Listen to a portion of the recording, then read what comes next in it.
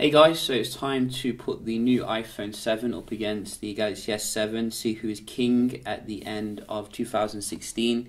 We're having the Apple A10 processor versus the Exynos 8890, very high end, and we're going to see which gives you the better performance. And we have updated both of them to the latest software, iOS 10 obviously with the iPhone 7. Versus Android Marshmallow 6.0.1 with TouchWiz. And you can see iPhone 7 does boot on faster here, only just. So that is a quite nice start here for the new phone. We have closed everything down in the background. I figured out how to, use this new home button here, which is like touch sensitive. So I'm going to just open up some apps, see how it is day to day. Then we're going to move on to more heavy stuff. So let's see. So far it looks like the S7 is a little bit ahead here maybe. That was quite similar. Let's have a look. We got Tinder, S7 again. So let's see. What do we have? We have this. Go. So the S7 is doing quite well here, much better than I actually anticipated. I think that was the iPhone for the camera. And let's try some of the inbuilt kind of apps that you do get, such as S Health versus Health. Whoops. Let's try that again. Let's try that again. So about the same there, not a huge difference.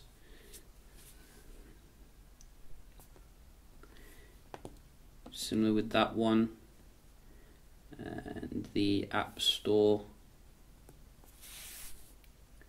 that was the iPhone. But I think the S7 did actually, do very well there, particularly on the first couple of apps. So have a look at some of the games which are a bit heavier.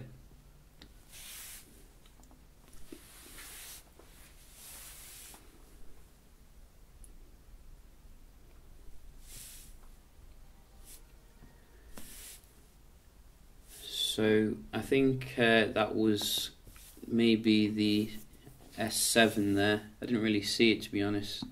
Very different on both of them.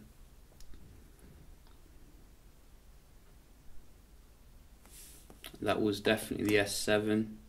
Wow, the S7 is leaving it standing. Asphalt. Yeah, it got response.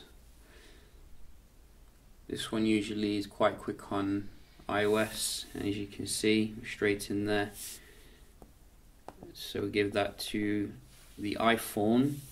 One more, GTA.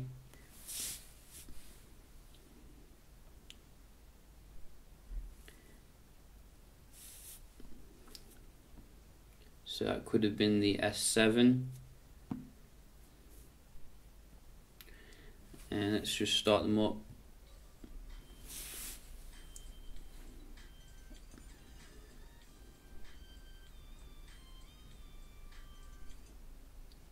So this was very quick to load the actual game. So kind of probably a bit mixed there for the games, if you ask me. But I think the S7 overall did very well, given that the age of the phone. Let's have a look at the raw synthetic here. I will fast forward, through this. So go. And we'll be back in a moment. So we are back, and you can see the scores really speak for themselves here. I mean, look at that on the iPhone. nearly twice as much for the single core, a little bit more for the multi-core, so very beastly indeed. And maybe, you know, because it's like iOS 10 is quite new, they're still going to be optimizing it to get the most performance. So I'll probably do another speed test in a month or so once you've done that. So just going to have a look here at the Wi-Fi speed as well, which is usually class leading on iPhones. So hopefully we'll get the same thing here. You can see the S7 never disappoints, giving me more than I'm paying for. I only pay for like 200 and somehow it manages to give me more. So very nice score here. Go on Apple, you can do it. I've got faith in you. Give the S7 a run for its money.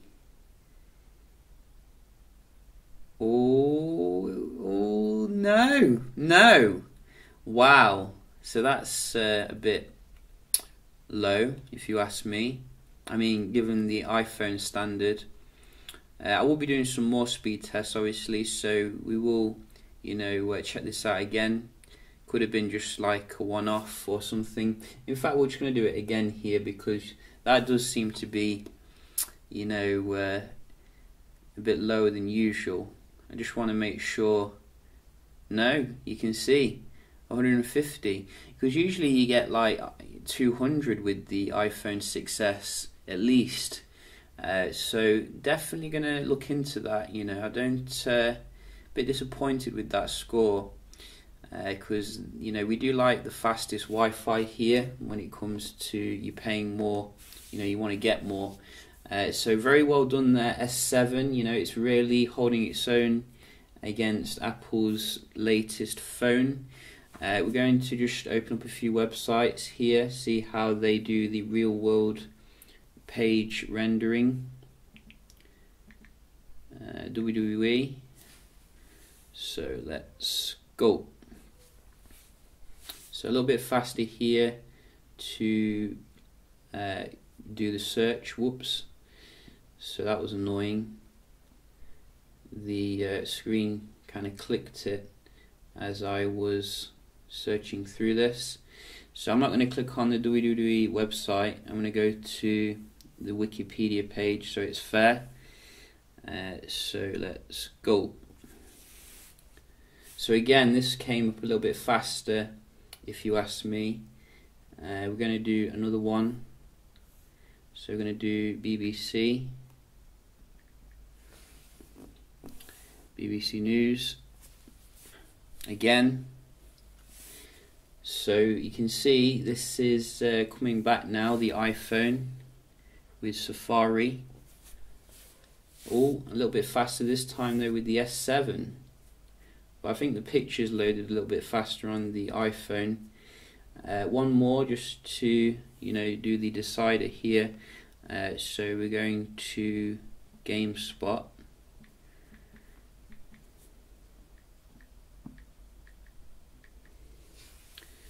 And go. Again, iPhone for the search. Well, the S7 you can see has come back again when it comes to actually going into it. So it was clear cut at first, but now, you know, I think you can see the S7's woken up. But it seems to load the video a little bit faster here on the left maybe and stuff. There you can see. I like the way it kind of goes big as well, which is quite useful. So, you know, I'd say quite tentative there really, not a clear victory that I was expecting. We're going to round off with a multitasking test, see how the new iPhone 7 handles this stuff in the background. So with the iPhone 7 you are only getting 2 gigs of RAM here, compared to I think 3 gigs in the iPhone 7 Plus. So you can see a little bit of reloading here with these background apps.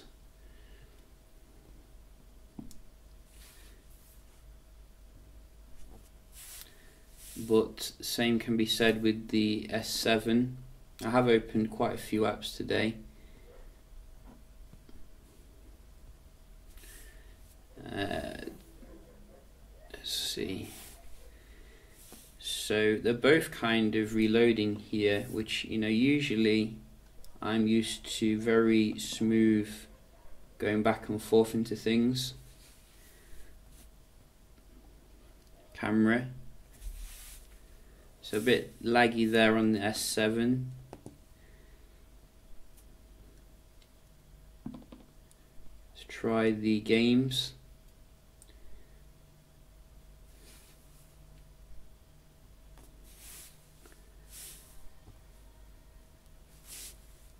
So it's kept it in memory on both of them. That's good. And let's try Asphalt. Again, kept it in memory in both of them. So you can see the games management very good here. You're not going to lose your progress, and that is what we like to see. Whoops, that was the wrong app. So you can see it's kept it in memory anyway. So I think it's kept them all in memory, which is good. What was the other one? The other one was Pokemon Go. So let's just try that.